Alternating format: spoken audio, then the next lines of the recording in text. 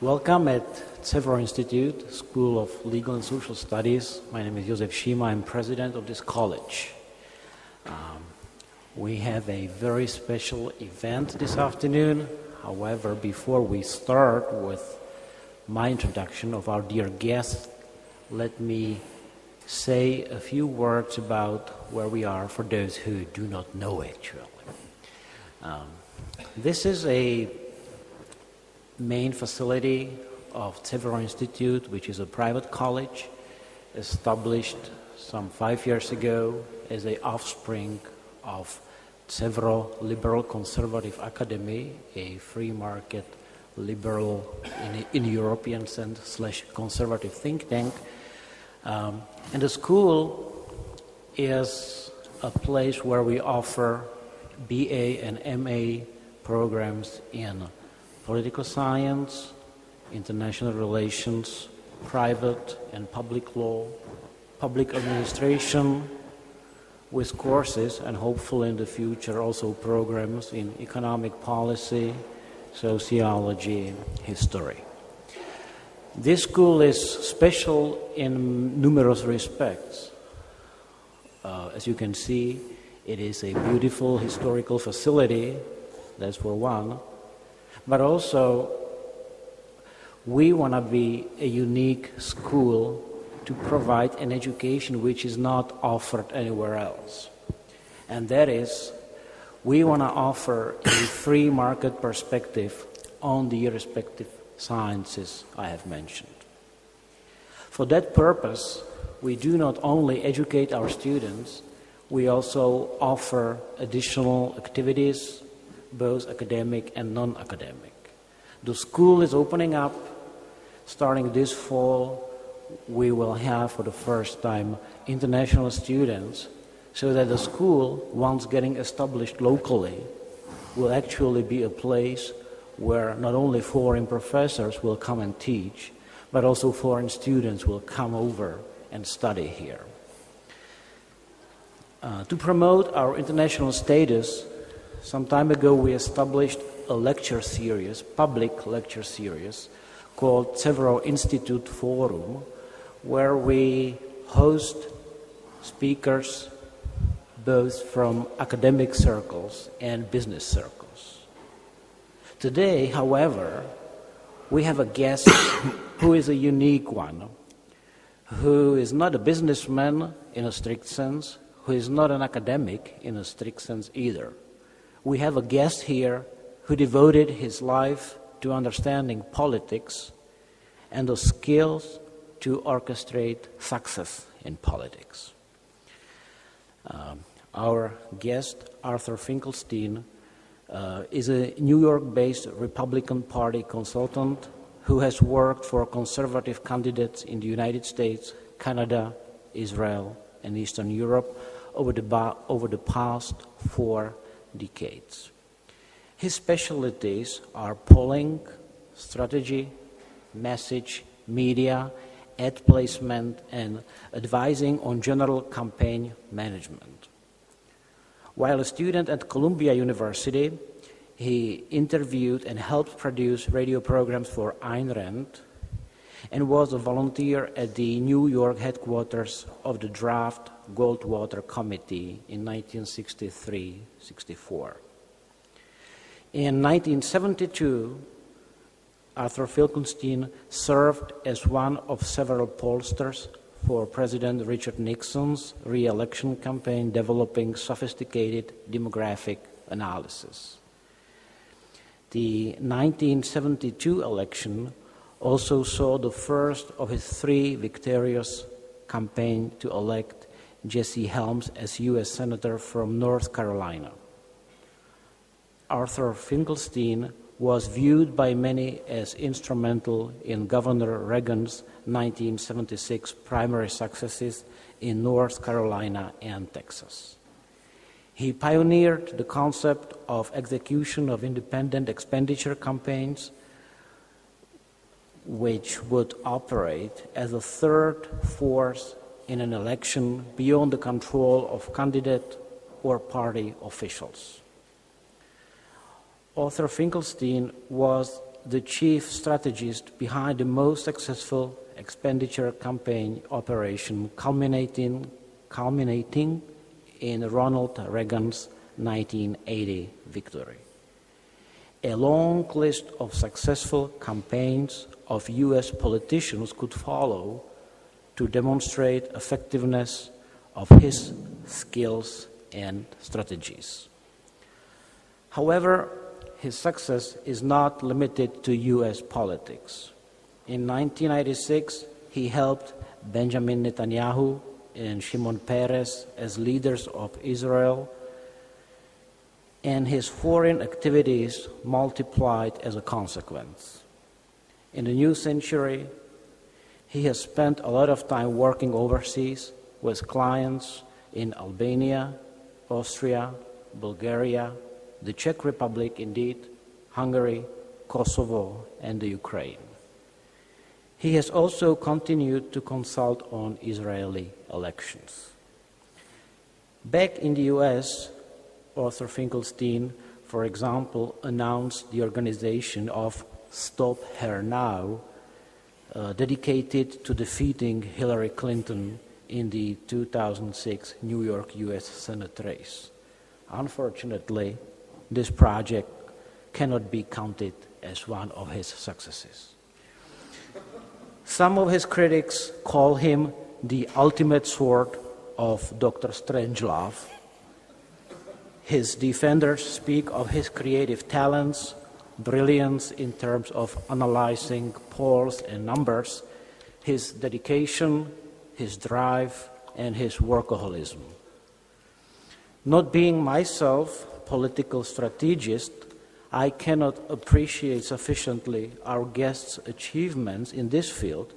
However, there is one aspect of Arthur Finkelstein's activities I have great sympathies for. His association with great ideas and their originators and promoters linked to individual liberty. Ayn Rand, Barry Goldwater, Ronald Reagan, and I'm sure many more I'm not aware of. Arthur Finkelstein had identified himself in public as a libertarian and an opponent of big government, which today, more than ever, is becoming a very great virtue and indeed a hot topic in political debates. Please join me in welcoming our dear guest, Arthur Finkelstein. The floor is yours.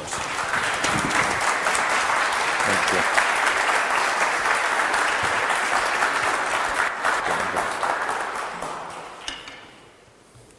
Thank you. I always love to start off these talks with a survey story that goes back many, many years. There was a questionnaire which we ask to this day, the kinds of questions we ask. It says, from the following list of people, do you have a favorable or unfavorable opinion of each? If you have no opinion or never heard of the person, just say so. Way back when, the first name was Richard Nixon, and this person said they never heard of him. The next name was the governor of New York, Nelson Rockefeller, and they said they never heard of him. We asked the three questions about three people who were running for the United States Senate, and this person said they never heard of any of them. The next question on the survey was, what's the most important issue facing the United States today? And he said apathy. He was right. He was right then, and he's right today. The most overwhelming fact of politics is what people do not know rather than what they do know. And in fact, in politics, it's what you perceive to be true that's true, not truth. This is a very difficult concept for people who are rational. But for those of us who are engaged in politics, It has become the norm. For example, if I were to say to you, I just left Boston, which I did yesterday. It was snowing, and it's nice to be someplace where the weather is nice. You would tend to believe me because the weather here is nice. If I said to you that it was a mistake to leave Boston where it was nice to come here to Prague where it's snowing, you would not believe it was nice in Boston or that it's snowing here in Prague. The point being, if I tell you one thing is true, you will believe the second thing is true, even though you haven't a clue whether or not I'm telling the truth or not. That is the way politicians behave. And a good politician will tell you a few things that are true before he tells you a few things that are not true, because you will then believe all the things he has said, true and untrue.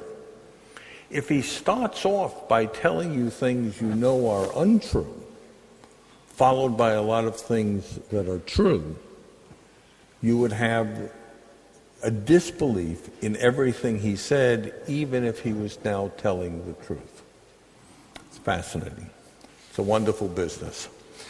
I'm going to do a kind of different level of lecture. I'm going to talk a little bit about politics as a game, as a process, as a campaign method. I'm going to talk a little bit about the way things have changed over the years and are changing, and I'm going to talk a little bit about the way the world is today and how I think it is revolving because of the political situation that we find ourselves in, and primarily because of the economic situation we find ourselves in.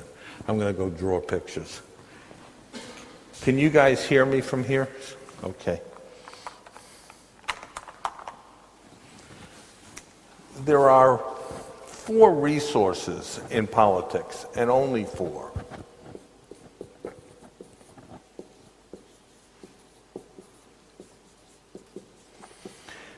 There is money.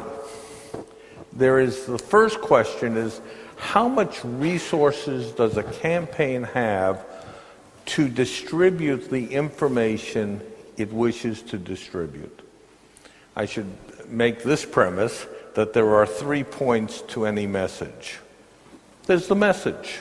You're for and against education. You're for or against crime. You're for or against pensions. Whatever you're for and against. Message. There is the messenger. Who says it? The person who says it either gives credibility to the message or takes away. Bill Clinton, in a very famous speech to the American Congress, called for school uniforms for public school children.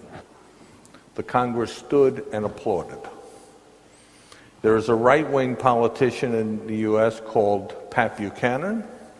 If Pat Buchanan said, we need school uniforms for public school kids, America would have gasped. They would have thought brown shirts. The question is not just the message, but the messenger. And it has totally different meaning depending on who says what to whom. But the third that is completely overlooked is the distribution system. To whom do you say it? If you're going to talk about a young people's issue, then you should be on MTV. If you're going to talk about the pensions, then you shouldn't be on MTV. And knowing who gets to hear what is also part of the process game of politics. The money you have allows you a distribution system. Sometimes it helps to develop the message, but mostly it is for distribution.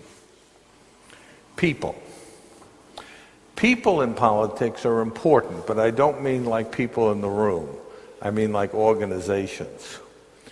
If you are the Muslim Brotherhood in Egypt, you're going to have a lot of support because you're the fundamentalist group in the Green Party, environmentalist.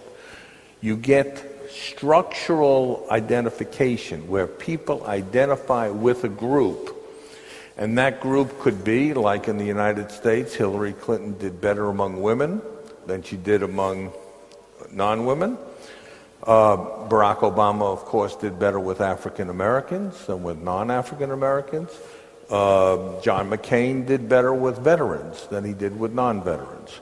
So the group you belong to, ODS may do well, for example, with the business community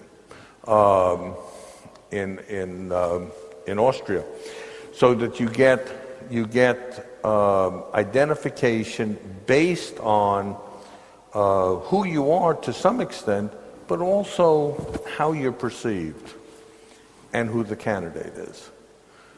The third of the four resources is the candidate. Who is he? Who is she? Tall, short. The taller candidate wins American elections 75% of the time. Looks matter. Size matters. And the candidate, it's not just are they tall or short, not only are they good looking or not good looking, but what do they represent? In a time of war, we like generals. In Israel, almost everybody who's been successful, because they're always in a state of war, needs to have a military background. So I did Ariel Sharon's campaigns, for example, and the fact that he was a great war hero to the Israelis was a big plus. Charles de Gaulle, Dwight Eisenhower. These are people who are seen as having a qualification that's important. Right now, the economy is a mess all over the world, so we're looking at business people to become leaders in the public arena. But who the candidate is, what their positives and negatives are obviously very important. The fourth resource that I haven't mentioned is time. And time is the most important resource, and it's the one always forgotten. Time allows you to raise money, to build identification with groups, and of course to create a candidacy and an image. $1 million on the last day of a campaign is worth 1 million times 0 equals 0. $1 million 6 months ahead of time allows you to do a lot of things. So time, people always say in politics, we have plenty of time to get started. No. You may have plenty of time to spend the money, to distribute it. But you don't have a lot of time to create these resources. These resources constantly need to be created. By the way, these are the only 4 resources in politics. The only 4. I've never seen a 5th.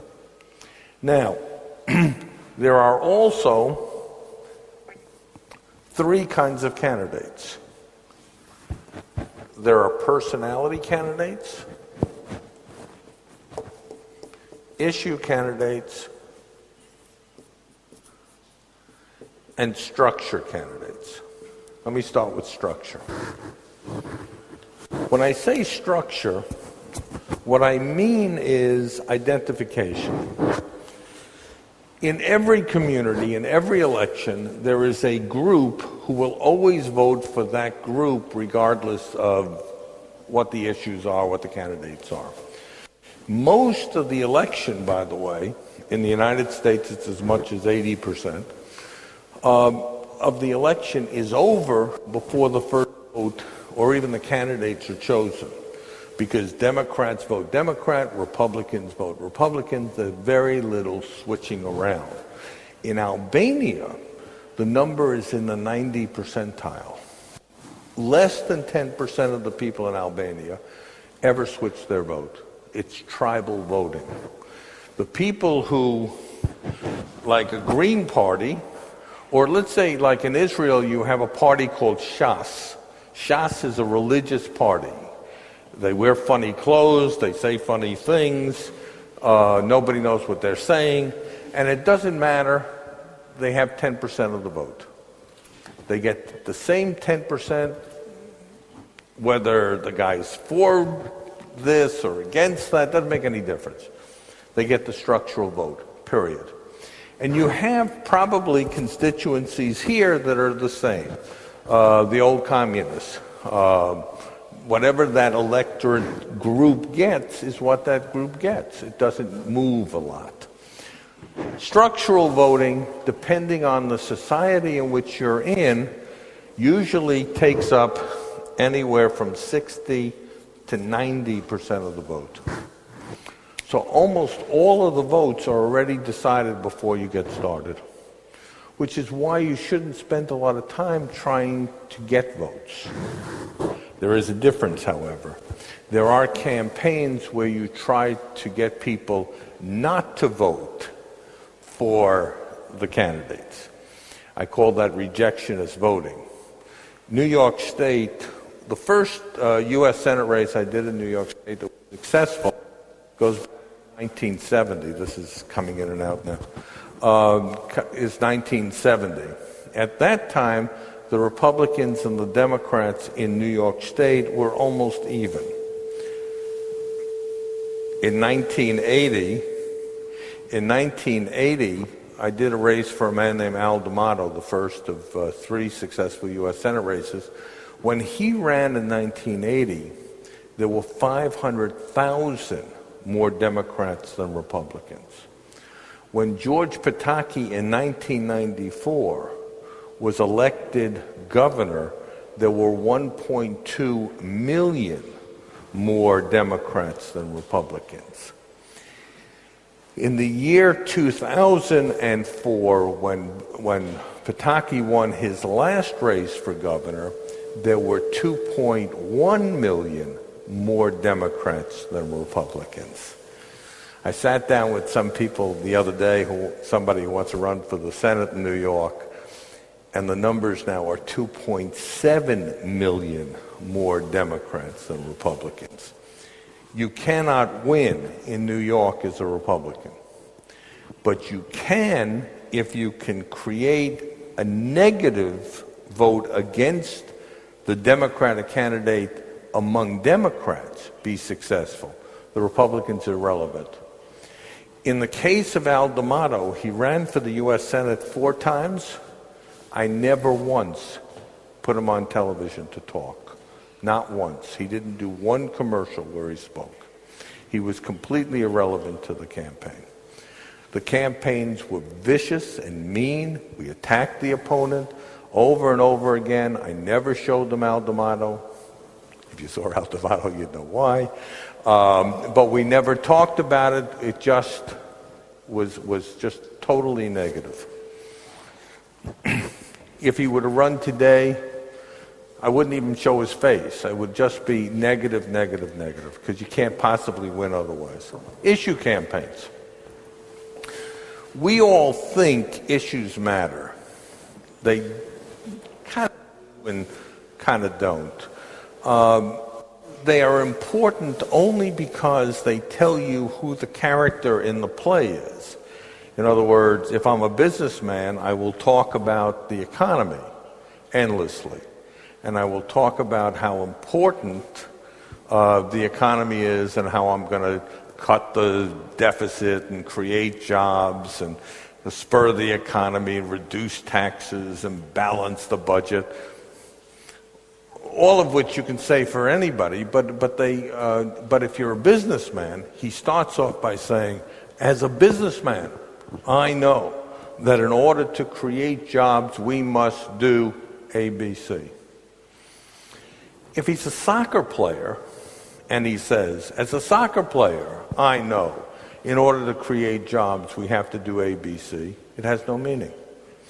So having the dress to be able to talk to the issues, not the issues, are what matters. Jump to personality. You have certainly had personalities here in the Czech Republic. I got to meet a couple along the way. And personality voting is very, very important because it's the one vote that overwhelms structure or issues. If I like you, I may vote for you even if I totally disagree with you and you're not part of my party or not part of my structure. Top 09 in the last election, that fellow who looks like a piece out of the Monopoly board looks like he's a personality. And he's a figure that people identified with, for better or for worse. I don't know if anybody here is watching Donald Trump in the United States, but it's mind-boggling. It's just pure personality. John Kennedy was personality, not substance, not structure, personality. Ronald Reagan had a lot of that. Yes, Reagan had issues of freedom, but Reagan was a personality who people liked, and because they liked him, it was easier to capture some of this. Likability is important only if you want somebody who's likable as opposed to a mean SOB who can fix the problem at hand. Let me get to the next point. Right now, the world is in this terrible economic crisis. It appears, at least from my travels around, to be much worse than it feels to most of us. There is real anger at a certain base level. People are not, I say there are three kinds of people in the world right now. There are the unemployed, the underemployed, and those who are afraid of being unemployed or underemployed. And what's happening is, this is particularly true of young people out of poor socioeconomic classes. And so we are seeing young men, primarily, take to the streets in country after country and in political movement after political movement, both in the West, but also in North Africa now, in the Arab states, etc. The kids who are on the streets of Cairo, I submit, weren't there because of the because of the desire for freedom, but rather because of the economic crisis. They do not have a job or the money to sustain themselves or to have hope for a better future. Until and unless the economic crisis is solved, we're going to see these movements. There is a belief in the West, I said this upstairs, there's a belief in the West that the end result of these movements will be to have more freedom in the world. I do not necessarily believe that to be true. I think all we're going to see is stronger, not weaker governments, and we are going to see a call for stronger, not weaker personalities. We are going to look for men and sometimes women who are capable of bringing their strength to government. What does that mean? It means that Jobbik in Hungary last year, which is a race we did not for Jobbik, I did Viktor Orban, but in Hungary, we saw Jobbik receive 17% of the vote, get within 2% of the socialist government's vote, and become a real power on the streets, even though their message was, it's the Roma's fault, it's the gypsies' fault. Get the gypsies. Here in the Czech Republic, you have also movements that are developing. One political party was outlawed by your Supreme Court because it was too extreme. In France today, the leading party in the polling data in France is Le Pen's, an anti-Muslim party. In Denmark, the same phenomena. In Sweden and Finland, we have seen anti-Muslim parties become important in developing coalitions for their governments, which are nominally socialist, and now include these ethnically charged but angry parties, and they're all saying the same thing. They're taking our jobs. They're taking away our way of life. In the United States, by the way, it's the Tea Party, and the anger is at the Mexicans. Not even all Hispanics, the Mexicans. Why we pick one group over another to hate and why we single them out for the failures, the point is the economic crisis is severe. It is creating an energy source around which these movements take place. A not-so-secret secret here in the Czech Republic, during the last election in last May, you had riots in Greece over failed economy. We used the riots in Greece to transform our campaign from a more broad-based campaign to one that simply stated, if you follow the socialists, you will follow on the road to Greece. In other words, the point still was, the word in English is xenophobic. I don't know what it is in the Czech, but it's supernationalism. People now being asked to give money to Greece again, or to Portugal, or to Ireland, are furious. Take care of our own first. Nationalistic, and it's very much what we expect governments and people to act like. How does this affect the world? Totally. Totally. Because what it does is it sets up the reason people vote for whom they vote. It sets up the environment in which the campaign occurs. I always say that politics is a three-dimensional chess game. You make a move, somebody else makes a move, and then the hand of God comes in and he makes a move. A collapse of the economy in Portugal is a hand of God. The Greece going into riots was a hand of God act. The bombing of Libya, the capture of Osama, any of the things that can happen, or earthquakes. It is amazing how quickly the political world can change. People who are certain about, one of the reasons politics is so much fun for somebody like me is because it is forever changing. It is kind of looking at a shoreline and you see the waves on the beach. They look alike, but over time they're always different. And there are sometimes when storms come through, and sometimes tidal waves come through. And it's always an ever-changing fact. Let me go back to what I started with. The most important fact is the fact that no one knows anything about anything. And so your job in the political world is to tell people to know what they don't need to know, want to know, or care about knowing. And you've got to make it interesting. So we use humor. I did a commercial years ago in Albania, which I loved.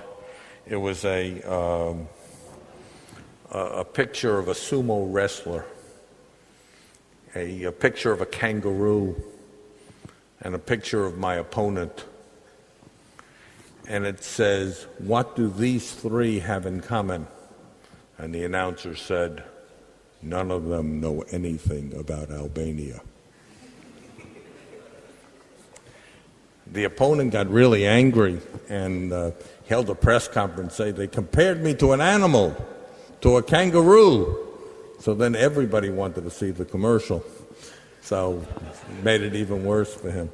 But there is stuff like that all the time. Means nothing, means everything. And understanding that it's not an intellectual discourse. The end result is very important. Who we elect to office is very, very important. But how they get elected?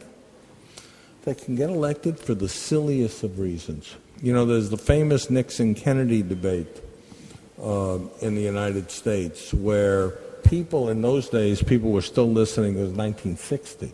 It's 50 years ago. People were listening to radio. And the people who listened to the debate on radio thought Nixon won. And the people who saw it on television thought Kennedy won overwhelmingly. The words were the same, but the look was different. And they voted on the look, not the words. We learned that. You know, since the 1960s, since the early 70s, when they had Richard Nixon and Lyndon Johnson, no American politician has been ugly. Lyndon Johnson was ugly as can be. He could not have been elected today. He shouldn't have been elected then, but he couldn't be elected now. We want nice-looking people. By the way, women, it's very different. Women who run as public individuals need to look mannish. So you will almost always see every woman who runs in a pantsuit.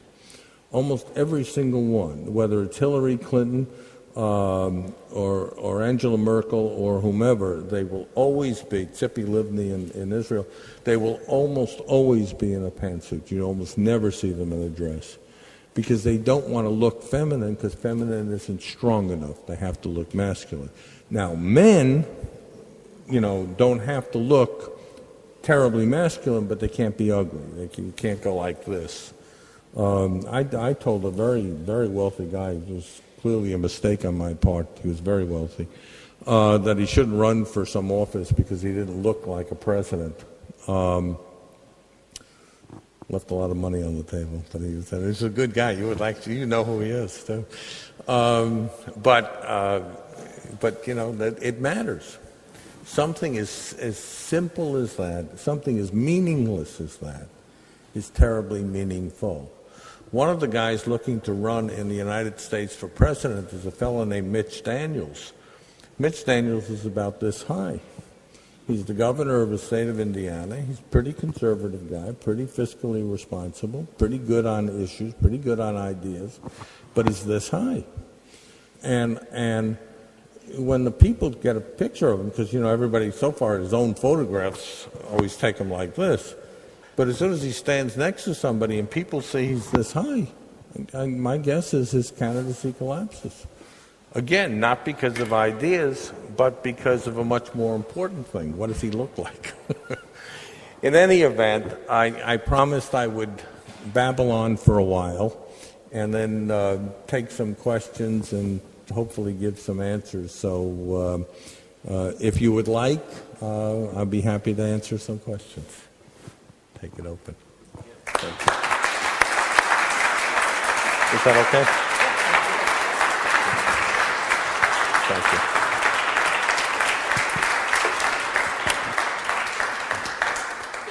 Thank you very much. The floor is now open for questions.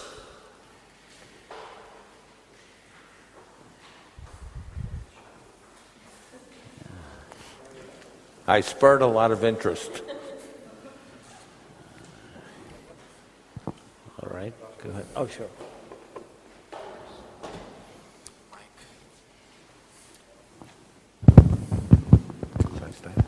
It works. Should we introduce ourselves? Or? Okay, I should. I'm an elected politician, actually. I work in the European Parliament. And the question is, because you started your work a long time ago, 40 years ago, and the ways and means how to live the message were quite different then than they are now. What, in a few words, how would you characterize the difference between, let's say, beginning of 70s and now? What are the main difference in delivering the message in both, technological ways and in content as well? Let me come up. Actually, thank you for asking that, because that's a whole section I really did want to get into. And I can't answer it in a few words, so I apologize. Back then, I started writing about two concepts that I had. One I called the fragmentation of information, and the second one was the velocity of communication. Let me talk about fragmentation first. At that time, television was growing, and even though it hadn't become the huge cable kind of everywhere place that it's become, it was growing. It had some more stations. Newspapers and magazines were proliferating.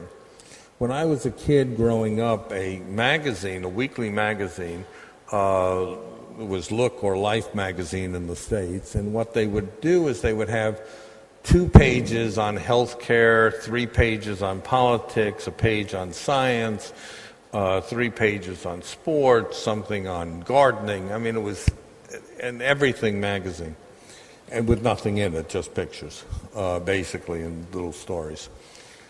Well, because of the fragmentation of information, instead of having 1 page on tennis once a year in this magazine, you suddenly had 20 magazines on tennis. Today you have hundreds of magazines on tennis. So you have more and more information about smaller and smaller things. Television itself has gone in that way, and of course the internet is going to make it even more true, so that people are capable of knowing more and more about less and less. You can sit home and watch the Golf Channel 24 hours a day, know everything there's ever been known about golf, but know nothing about anything else. And in fact, the news programming on cable and the websites means that the people who will seek out news are news seekers, whereas all of this rest of the body public, which may be 60%, who have no interest, will find a way not to get any information. The daily newspaper circulations everywhere in the world are way down. People get their information from the internet or from cable, but the number of channels that they seek, there are so many that you can absolutely just get the information you want. There was a very famous television program called The Ed Sullivan Show back in the 60s, and it was a variety show.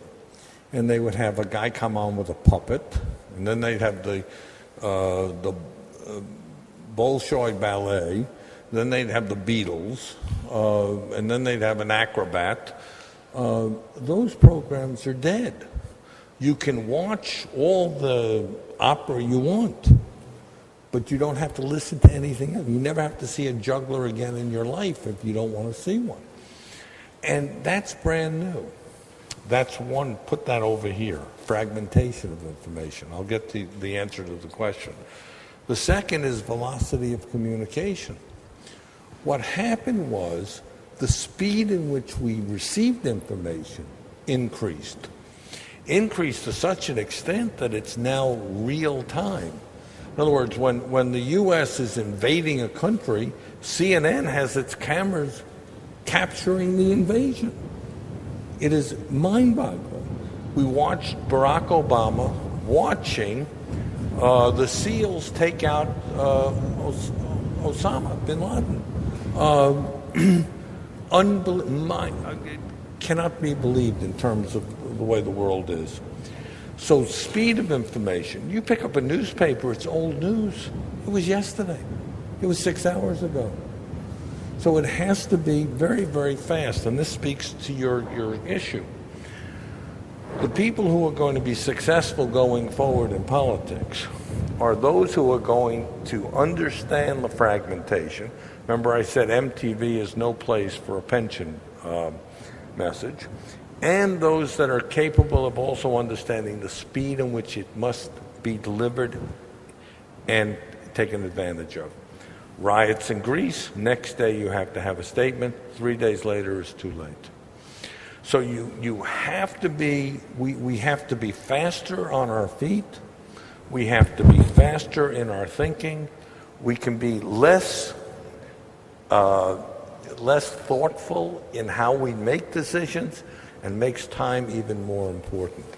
So this is a very, very important question, and it's going to get worse.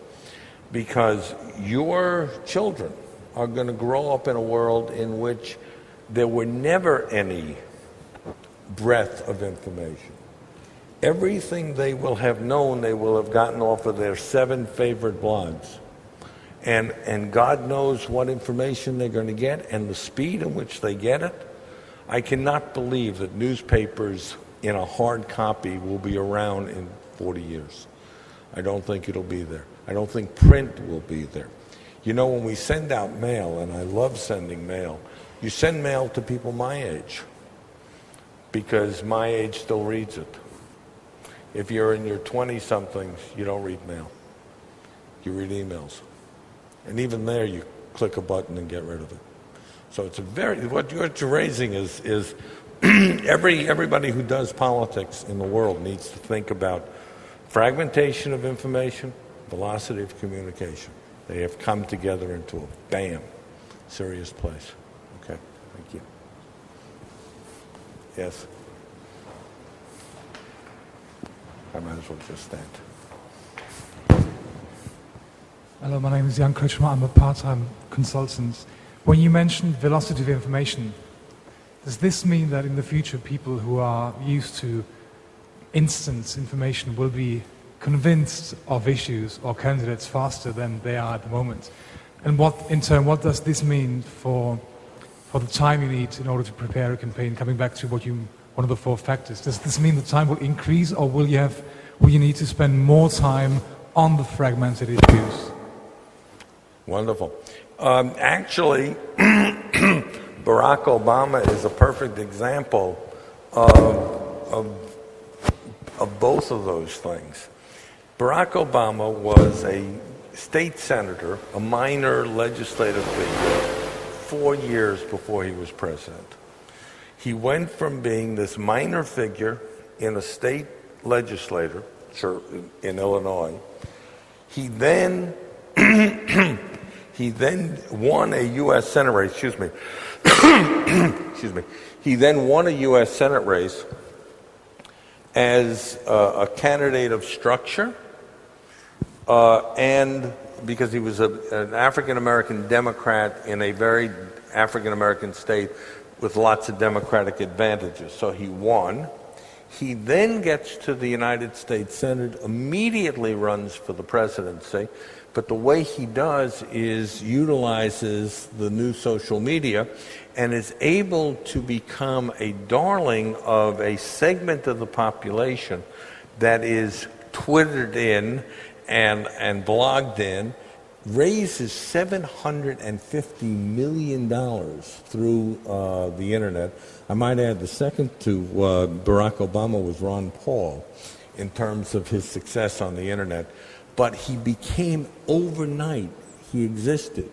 Whereas an Ariel Sharon in Israel was a warrior in the 48 war. He led a group in Lebanon in the 80s. He did such and such in the 90s.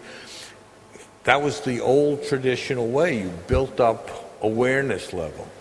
Barack Obama was exactly this, from nowhere. And we can get the from nowhere candidates all over the world now. It is just a question of figuring out, and this goes to this, figuring out how to get that done. How to put on that suit that makes you acceptable very quickly. And you could pick a very narrow issue. And remember, the issue can be very emotional rather than rational. Somebody who sits there and says, I have a 7-point plan for fixing the pension system is going to disappear. But the guy who says, I'll tell you what we have to do, throw them out. Get rid of those people. Pick a name of a group. Could quickly become, and it becomes scary because it can happen so fast. And no, less time needs to be spent figuring it out. But time also will go faster. So, if you become an overnight sensation, you will fall apart also overnight. So there has to be at least some building. But it's that's why movie stars and, in the United States, movie stars, Ronald Reagan, took advantage of that stardom to become, who thought Ronald Reagan, a movie star, could be president? But that's what happened. Now the blogs are basically supplanting the movie stars. It's fascinating. It's fascinating looking forward. Love the question. Okay, anything else?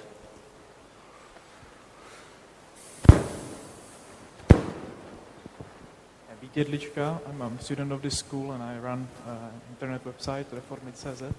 And I would like to ask you, what do you think are the chances of Ron Paul being elected, actually? Because he's probably going to run as an independent. So he's up against two political parties. This bipartisan system, which is sort of running the same budget deficit and same politics for many years now. What do you think are the chances? Well, Ron Paul, I keep saying about Ron Paul is that unfortunately he's not really a serious political figure. He won't run as an independent, I don't think, by the way. I think he'll run as a Republican, stay as a Republican. I think he'll stay as a Republican because of his son. I think his son 4 years from now will make a serious race for the presidency. And I think you'll see that more likely to occur than Ron Paul seriously contended.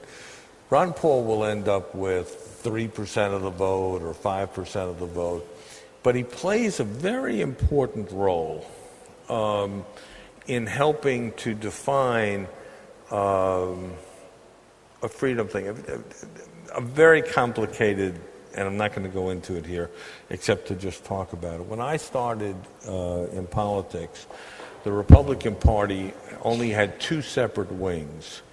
One group of Republicans were free market people, and one group was anti-communist. They obviously had a lot in common. The anti-communists were anti-communists because they wanted the world to be free market, and they thought communists were undermining fundamental freedoms and free markets. And the free marketers wanted a Milton Friedman-esque kind of government. Over time, the Republican Party got involved in some other issues. Most importantly, in the 60s, was the civil rights movement, and they opposed it. And they opposed the civil rights on libertarian basis. They opposed the civil rights movement because businesses had the right to employ who they wanted to at the price they wanted to, etc., even if blacks were being denied access. So somebody like Barry Goldwater, who I started with and who I loved, and I have the big picture of me and Goldwater in my office, it's one of my few heroes, was opposed to the Civil Rights Bill. But in fact, it gave off the idea that he was a racist, not that he was an economic libertarian. And so the Republican Party attracted racists. Again, the point is, the rational argument and the emotional argument are two different arguments. And we didn't know, I didn't know that back then, of course. But Republicans were filled with these racists. And after we were filled with racists, we were filled with people who were evangelical religionists, who followed behind them. And so we had three wings all of a sudden. We had this economic libertarian wing, we had this foreign policy anti-communist wing, but we had a group of people who didn't like blacks and who were religious and looked very much like Jobbik, frankly, joining the party. And what has happened over time is the libertarian side that, well, first of all, communism collapsed. And so when communism collapsed, this wing disappeared or got much smaller. The free marketers all of a sudden found themselves with the racists and were very uncomfortable.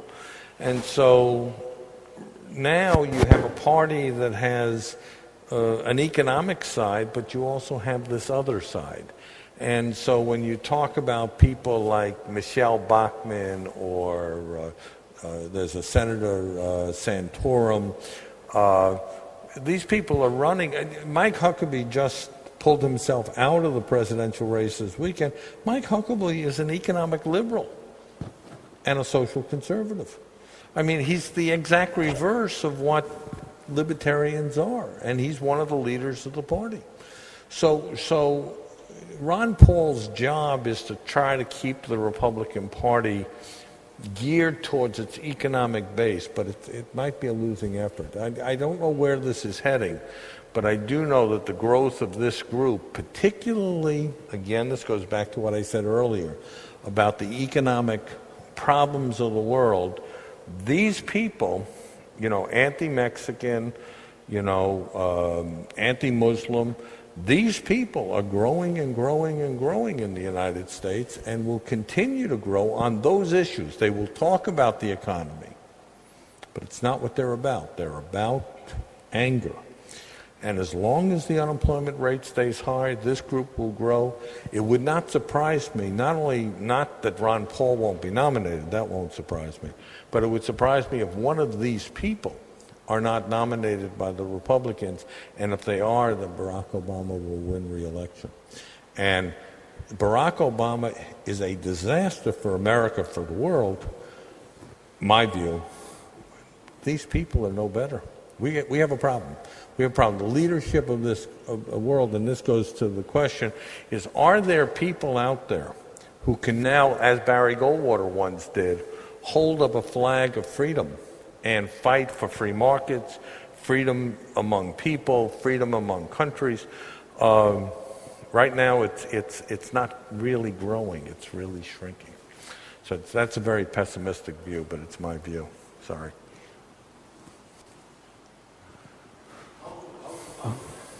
How to counter that?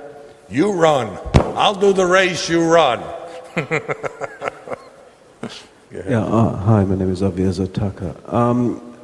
You outlined the threat of something like a return to the politics of the 1930s as a result of the economic downturn, yes. sort of a rise of populism and xenophobia. Well, so far it seems, relative to the depth of the recession, it's not that bad in the United States. That's number one. Number two, if we are back to the 30s, what does it matter, all the blogging and the instant media? I mean, Hitler just used the radio, and he was pretty good at that. And thirdly, I'll ask you the difficult question, the ethical question.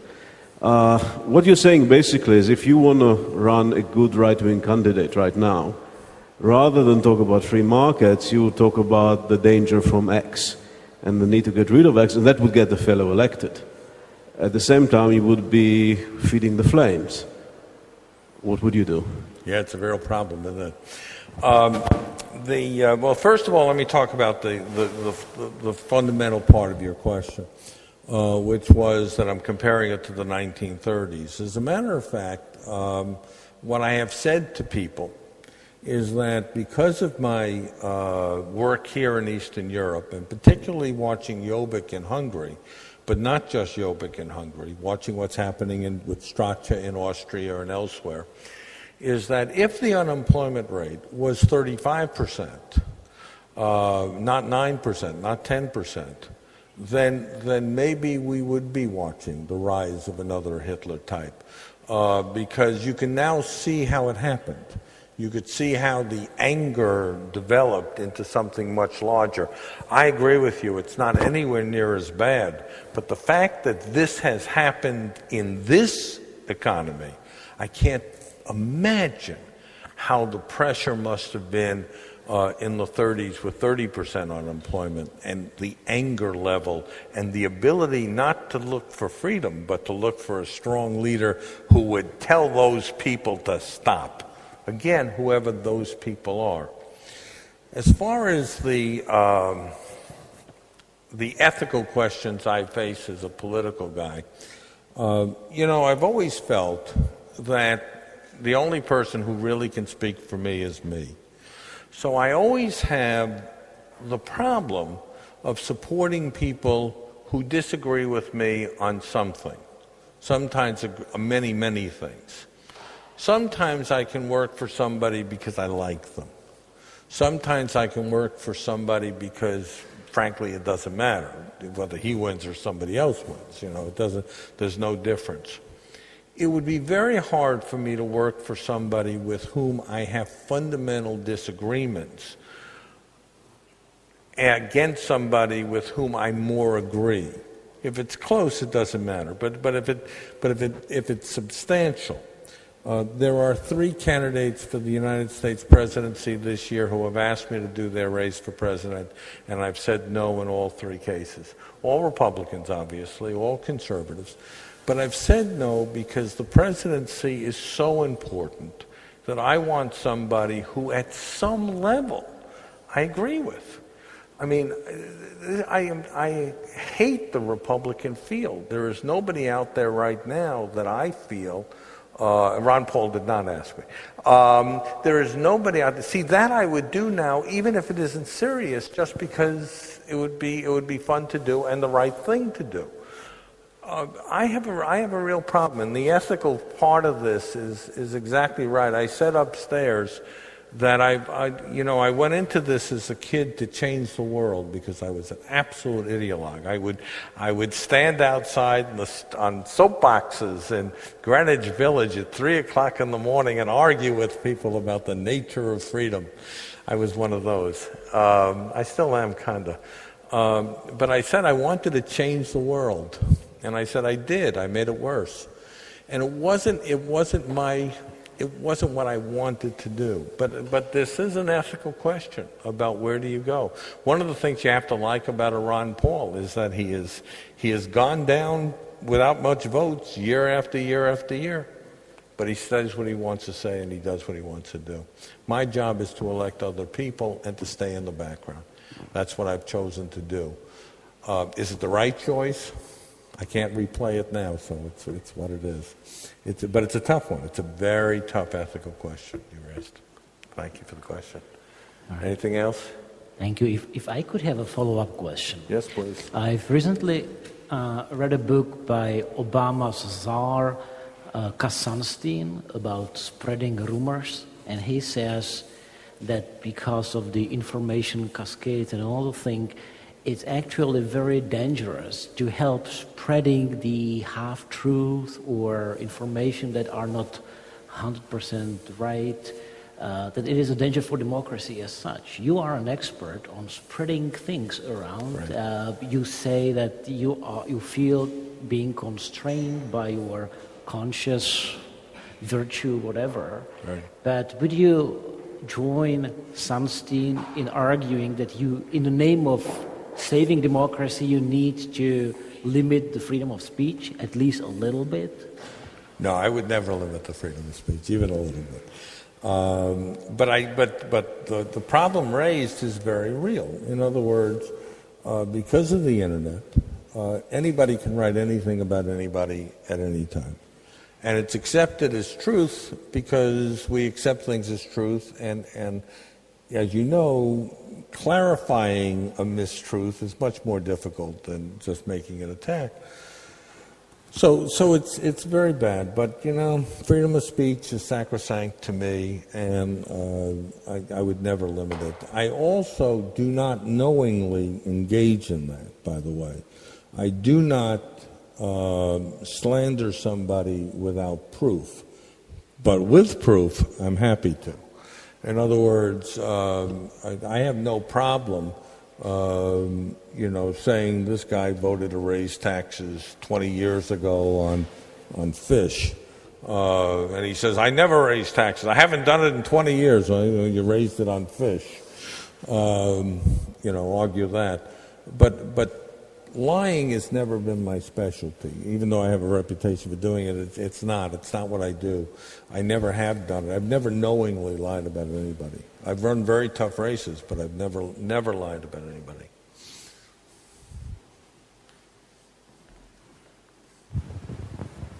Good afternoon. Except maybe this guy I lied about. I would like to ask you, what do you think about negative campaigning, and where are some borders of it? Negative campaigning is an unfair title because it suggests that what you're saying is untrue. Negative campaigning just means that you speak about the failings of your opponent as opposed to the virtues of your candidate. So if I said, I am the only candidate in this race who has voted time and time again to reduce taxes, you'd say that's perfectly okay.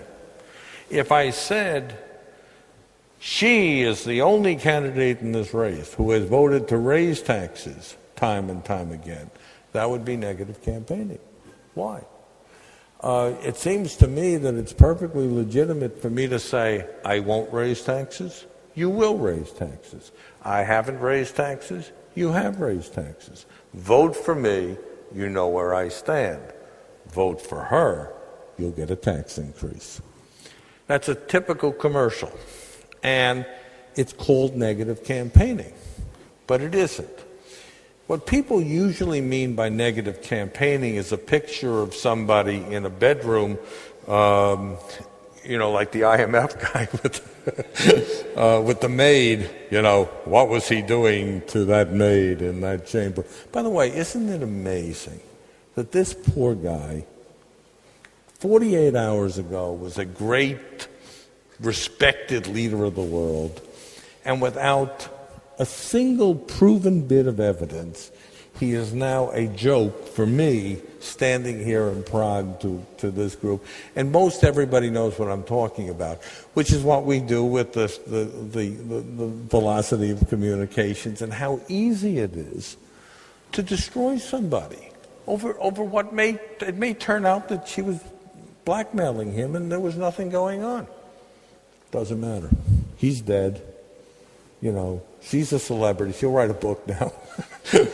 My Night with the IMF. And but back to the negative campaigning, it is too easy and it is too powerful because we really don't want to know what he thinks. We really want to know who he's sleeping with. And we really want to know what drugs he takes or sells. I've heard about you. And we want to know who gave him a bribe to build that bridge. I have a 5-point plan to fix something. Who cares? I mean, the people really. Again, watch television programs. The programs that have the highest ratings are the ones that deal in nonsense. This story about the guy with the IMF, I don't mean to point to you, you weren't there, at least I've heard you weren't there, but this story with the guy from the IMF is just one of those stories, and it would be called negative campaigning if I did a campaign commercial and said, Hans whatever his name is, got caught in a bedroom with a maid. What happened? Click. Vote for Jones. See, I do love this stuff. And it's too easy, and that's the problem. And the problem is that also the speed in which it happens. You can cut somebody off at the neck instantly. This poor guy, what is he going to say to his kids in the morning? Let's say nothing happened. He will forever be destroyed. Doesn't matter if nothing happened. It's dangerous. It's a dangerous world we live in. And I don't think. But am I in favor of negative campaigning? Yes, as long as it's honest. Any more questions? Okay. I think we've done it. Thank you. Thank you.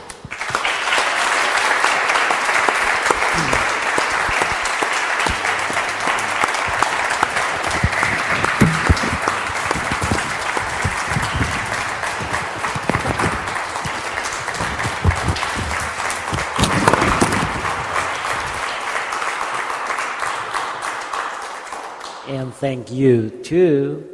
We can now switch into informal part of our event. There is some wine and cookies waiting for us to be eaten and discuss the virtue of negative campaigning.